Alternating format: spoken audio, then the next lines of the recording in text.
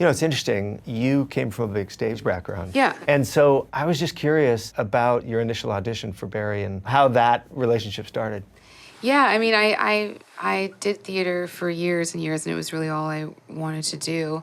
And eventually, I couldn't really pay my rent, and like 3 p.m. bathrobe still on, very much unemployed, you know, banana, peanut butter on toast kind of meals. And my manager called and was like, Bill Hader has this new pilot for HBO, and I think it's your part.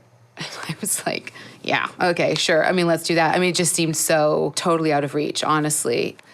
And then I read the script, and I read Sally's lines out loud, and I thought, I know this girl. And my manager, who I should say is one of my best friends of 21 years, he really fought to get me in the room. So I had first regular round of auditions, and then I was going to leave town, and they called me in, and they're like, Bill Hader wants to meet you before you go. And I was like, okay. So Bill called me up, and he said, how would you feel about coming in tomorrow to improvise with me? And I was like, you know, not good, honestly. I didn't come from that background. I was doing sort of heavy theater and Right. So improv wasn't part of your training not at all. I mean, I was used to a month of rehearsal with saying the same lines again and again. And I'm sure the assumption from watching Bill on Saturday Night Live is that that's just what he does. Totally. All day. I mean, he's like the prince of comedy, and he's so quick, he's so sharp, and he really is such a good improviser. I think because he has this idea that there are no bad ideas. So he was very generous on the phone, and he said, look, you don't have to be funny.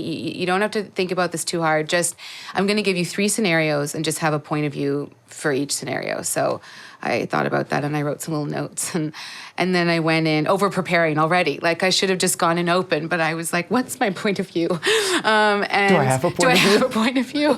And so I went in, and immediately he was so warm, and we improvised for an hour, and I was just peeing myself. I mean, and he got up on camera with me. It wasn't this thing where he's standing off camera and I feel all this pressure that's just on me. He was up on his feet.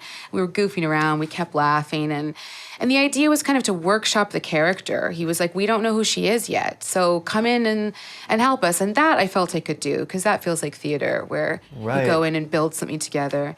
And then I had a screen test after that, which I was 48 minutes late for, and I'm Canadian and very punctual, and I've never been late for anything in my life. Why were you late? My manager, so-called friend, insisted on driving me, and we were getting to the point where it was that feeling of like, okay, we're going to be like 3 minutes late, and then he had this horrendous realization that we were going to the completely wrong place.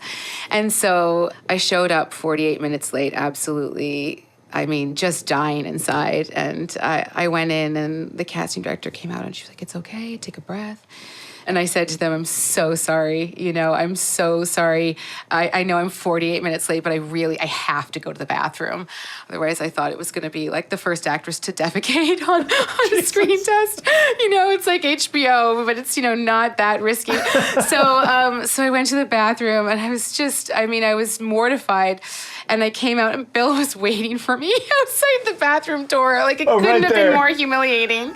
And he was like, are you okay? And I was like, I'm not okay, but I think we should just do this. And so we went in, and... Thank God you didn't come out and say, do you have a plunger? I know. No, or he didn't offer one. Anyway, I went in, and it was a scene from Terms of Endearment, which we didn't end up using in the show because we couldn't get the rights. And it was, the big Shirley MacLaine scene where she's running in the hospital about her daughter. So they said rolling, and I just burst into tears. So in a weird roundabout way, I think my manager got me the job. 2 heart attacks later. I was just so, I don't know where I was. I was so stressed. Hey folks, thanks for watching. If you like what you just saw, then why not subscribe? Click right here for lots more off camera. And if you want to see the hour-long version of these conversations, I'm going to give you the secret link. Here it is, offcamera.com. Check it out.